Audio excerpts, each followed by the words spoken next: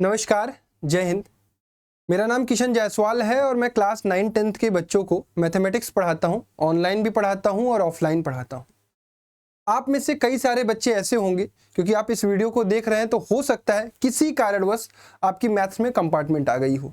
ठीक है, बहुत निराशा हो रही होगी, बहुत होप लूज हो रहा होगा कि भैया हम जो कंपार्टमेंट अब देने जा रहे हैं उसको भी कहीं हम फेल ना कर जाएं। बहुत मन में डर होगा, लेकिन मैं आपसे सबसे पहली एक बात बस कहूंगा कि सब कुछ पॉजिटिव एनर्जी के साथ ही करना पड़ेगा। क्योंकि अगर हम बार बार उसी निराशा की तरफ बढ़ेंगे, बार बार यही सोचेंगे कि मेरा पेपर खराब हो गया, मुझे कुछ नहीं आता, मैं बहुत गधा हूं, मैं बहुत कमजोर हूं, ये सब सोचने से अच्छा है कि आप कुछ जो समय मिल रहा है 1-2 महीने, उसमें अपना काम करें।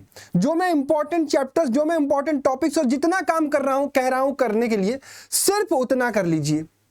और मैं पूरे दावे के साथ 100% गारंटी के साथ कह रहा हूं, सिर्फ जितना मैं कह रहा हूं उतना कर लीजिए। आपको कोई रोक नहीं सकता इस एग्जाम को पास करने में। आपको पास ही तो करना है ना, आपको टॉप तो नहीं करना है। अब वो छोड़ दो सारी टॉप करने वाली बात, आपको सब कुछ नहीं पढ़ना है, केवल उतना ही पढ़ना है जितना कहा जाएगा मेरे द्वारा। ठीक है, तो क्लास 10 का मैथ कंपार्टमेंट हम पास करने जा रहे हैं। अगर किसी की कंपार्ट आई है तो कमेंट बॉक्स में लिखो, मैं मैथ के कंपार्टमेंट को बहुत अच्छे तरीके से पास करूंगा। ठीक है, एक पॉजिटिव एनर्जी लेकर आओ। ठीक है, चलो अब मेरी बात सुनो, ध्यान से सुनना थोड़ी सी बात। देखो बच्चा, तुम्हारी मैथ्स में कंपार्टमेंट आई है तो क्लास 10 का जो रूल्स एंड रेगुलेशन होता है उसमें तुम्हें कितने नंबर चाहिए, ये इसका तरीका मैं बता रहा हूं। टोटल 33/100 तुम्हें चाहिए। यानी हो सकता है कि तुम्हें, मान के मैं चलता हूं कि प्रैक्टिकल में 20 नंबर का जो प्रैक्टिकल है उसमें तुम्हें 15 ही मिला होगा। चलो 15 से तो ज्यादा सबको मिलता है, मैं 15 ही मान के चलता हूं। यानी तुम्हें थ्योरी में कितने नंबर चाहिए ये बताओ। थ्योरी में तुम्हें चाहिए 18 नंबर, 18/80 चाहिए। यार ये बताओ, 80 नंबर के पेपर में 18 नंबर नहीं लाया जा सकता है? लाया जा सकता है। किस कारणवश नहीं आया उसको छोड़ दो, उसको भूल जाओ। अब तुम्हारे साथ क्या हुआ था उसके चक्कर में मत पड़ो। देखो बहुत सारे बच्चे ये गलती करते हैं कि कंपार्टमेंट लगती है वो और निराश हो जाते हैं कि अरे मेरे अंदर तो क्षमता ही नहीं, मैं कुछ कर ही नहीं पाऊंगा, तो अगला जो कंपार्टमेंट देते हैं ना उसको भी खराब कर देते हैं। लेकिन आपके साथ ऐसा नहीं होने जा रहा है। आपको जो मैं काम करूंगा सुनिए। देखो मैं कुछ इंपॉर्टेंट चैप्टर की लिस्ट लेकर आया हूं, सिर्फ इतने ही चैप्टर करने हैं। और इसमें से भी अगर तुम्हें कोई चैप्टर लगता है कि भैया ये मेरे लिए बहुत टफ है, मैं इसको नहीं छूना चाहता हूं, वो भी हटा देना। मैंने सब सारे टफ वाले चैप्टर हटा दिए। मैंने ज्योमेट्री हटा दी, मैंने ट्रिग्नोमेट्री हटा दी, क्योंकि इससे डर लगता है ना। वो पूरा पोर्शन ही हटा दिया। पढ़ना ही मत उसे, छूना ही मत। क्या क्या करना है और क्यों करना है ये समझो। सबसे आसान चैप्टर है कोऑर्डिनेट ज्योमेट्री। ये ऐसा मैं क्यों कह रहा हूं, इसमें 2 फॉर्मूले पर सवाल आता है। एक बच्चा डिस्टेंस फॉर्मूले पर सवाल आता है और एक सेक्शन फॉर्मूले पर सवाल आता है। कहां से करना है सब कुछ दूंगा, पूरी वीडियोस दूंगा, सिर्फ उतना ही करना है। बुक बताऊंगा उतना ही करना है। 6 नंबर का यहां से बनेगा। तुमको जो कहूंगा वो कर दोगे तो 6 के 6 निकाल लोगे।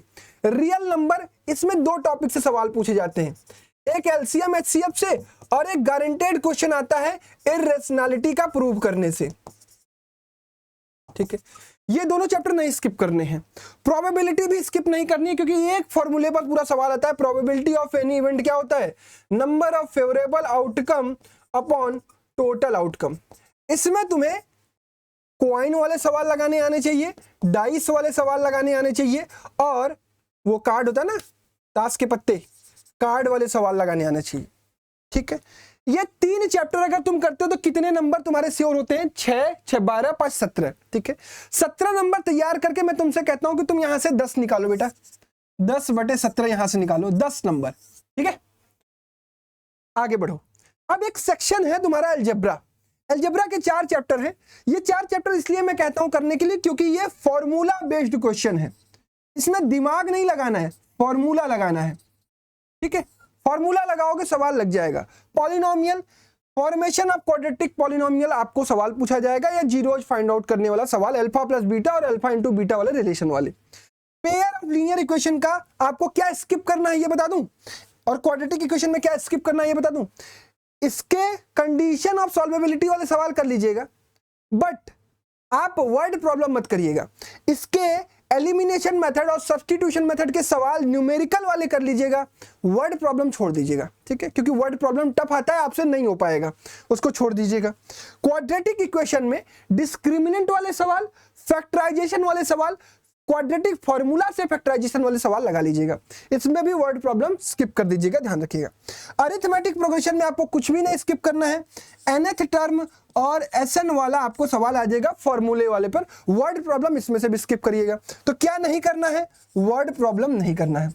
चलो वर्ड प्रॉब्लम नहीं करोगे तो हो सकता है कि 20 में से तुम्हारे कंफर्म पहले ही 8 या 5 या 6 निकल जाएंगे। यानी मैं मान के चलता हूं कि तुम तैयारी करके जा रहे हो 13 नंबर की, ठीक है, 13 नंबर की तैयारी करके जा रहे हो, तुमसे मैं कहता हूं इसमें से तुम्हें 13 में से केवल 7 नंबर लेकर आना है, ठीक है बच्चा। बहुत देखो, मैं एकदम जेन्युइन बात कर रहा हूं तुमसे, ऐसे कोई नहीं तुम्हें समझाएगा, ऐसे कोई नहीं तुम्हें बताएगा। 10 यहां से, 7 यहां से, 17 हो गए, ठीक है। अभी नहीं, अभी छोड़ना नहीं। अब बचा हुआ है हमारा एरिया टू द सर्कल और सरफेस एरिया एंड वॉल्यूम, ठीक है। एरिया टू द सर्कल और सरफेस एरिया एंड वॉल्यूम भी आपका कंप्लीटली फॉर्मूला बेस्ड होता है, ठीक है। इसमें सेक्टर वाला एरिया, सेगमेंट वाला एरिया, इसमें आपका cuboid, cube, sphere, hemisphere, cylinder और कोन, इसके फॉर्मूले सरफेस एरिया और वॉल्यूम के याद कर लोगे, सवाल लगने लगेगा। यहां से मैं कहता हूं कि 10 तैयार करके जाओगे, हो सकता है तुम्हारा 6 आ जाए, 6/10। अभी मैं जानता हूं ये नंबर्स कौन से लिख रहा हूं, मिनिमम 10, 17, 6, 23 नंबर, यानी 23 आउट ऑफ 80 तुम यहां से मतलब गिरे हालात में भी ला दोगे। अगर इतना भी तुम कर जाते हो तो गिरे हालात मतलब तुम्हारा काटता रहे एग्जामिनर नंबर, तुम्हारे आ जाएंगे नंबर।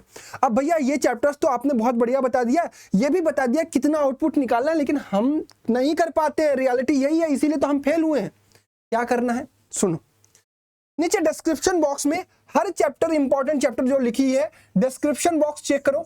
तुम्हारा काम बता रहा हूं, आज से डेली का काम 2 महीने तक ये करना है, जब तक एग्जाम ना हो, ठीक है, पास करना है, याद रखना। डिस्क्रिप्शन बॉक्स में एक 1 शॉट वीडियो है हर चैप्टर की, जो मैंने बताया है यहाँ पे 1 शॉट वीडियो। तो तुम करोगे क्या, आज से ये वीडियो जिस दिन देख रहे हो, आज से एक दिन वीडियो देखोगे, 1-2 घंटे पढ़ लो बस, ठीक है, जितना कह रहा हो ढंग से कर लो बच्चा, ढंग से जो कह रहा हूं वो कर लो, नहीं तो फिर दिक्कत आ जाएगी। 1 शॉट वीडियो देख लिया आज, इसके बाद उठाओ अपनी एनसीईआरटी, सिर्फ एनसीईआरटी कर लो भाई साहब, सिर्फ एनसीईआरटी कर लो। दुनिया कह रही है पीवाईक्यूज कर लो, दुनिया कह रही है कुछ भी कर लो, मत करो, नहीं हो पा रही है ना यार, रियलिटी यही है, इसीलिए तो दिक्कत आई है। तुम 1 शॉट वीडियो देखो, उसमें जितने सवाल करवाए हैं वो सवाल तुम्हें सीखना है, समझना है और अच्छे से करना है। उसके बाद एनसीईआरटी का एक सवाल, एक एग्जाम्पल करना है, बस इतना कर जाओ मेरी जान, पास होने से तुम्हें कोई रोक नहीं सकता है। हर की वीडियो तुम्हें डिस्क्रिप्शन बॉक्स में मिलेगी, हर की एनसीईआरटी तुम्हारे पास होगी यार, उसमें क्या दिक्कत है।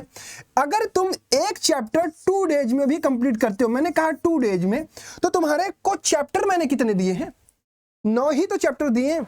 18 दिन, 2 डेज इंटू 9, 18 डेज। 18 डेज में तुम अपने आप को बहुत अलग लेवल पर लेकर जा रहे होगे, ठीक है। इतना अगर कर लिए, अभी तो मैं कह रहा हूं कि 23 ना, तुम अगर ये 9 चैप्टर ढंग से पढ़ लिए, ढंग से एनसीईआरटी खुद से अटेम्प्ट कर लिए, तो फिर तुम्हें पास, तुम्हारी अच्छी खासी परसेंटेज बनने लगेगी, ठीक है। तो बस इतना चैप्टर करो, इसके अलावा मत छूना कुछ भी। तुम मत छूना स्टैटिस्टिक्स, तुम मत छूना ट्रिग्नोमेट्री, तुम मत छूना एप्लीकेशन ऑफ ट्रिग्नोमेट्री, तुम मत छूना ट्रायंगल, तुम मत छूना सर्कल। लेकिन ये वो चैप्टर्स है जो सबसे आसान है, ठीक है। तो उम्मीद करता हूं कि आपको ये बात, ये स्ट्रेटजी बहुत बेहतर तरीके से समझ में आई होगी। और मैं तुमसे फिर वही कहूंगा यार, डरना नहीं है, लग गई कंपार्टमेंट कोई दिक्कत नहीं है, एग्जाम देंगे इसी साल, इसी कंपार्टमेंट एग्जाम में फोड़ कर क्वालिफाई करेंगे, ठीक है, कोई नहीं रोक सकता तुम्हें, ठीक है। भरोसा रखो खुद पे, हमेशा पॉजिटिव रहो, दुनिया क्या बोल रही है चारों तरफ उससे फर्क नहीं पड़ता, रिजल्ट तुम्हारा है, तुम्हें मेहनत करना है, तुम्हें क्वालिफाई करना है, ठीक है। That's all from my side. सारी वीडियो डिस्क्रिप्शन बॉक्स के लिंक में है, एक एक चैप्टर ऐसे खोलते जाओ, एक एक चैप्टर इसी सीक्वेंस में पढ़ते जाओ, ठीक है। कहीं दिक्कत आए तो मेरे को टेलीग्राम पर मैसेज करो @kishan223 पे, ठीक है। बाकी बेस्ट ऑफ लक, फिर मिलते हैं नेक्स्ट वीडियो में, तब तक के लिए अपना ख्याल रखो, जय हिंद, और पक्का क्वालिफाई करोगे।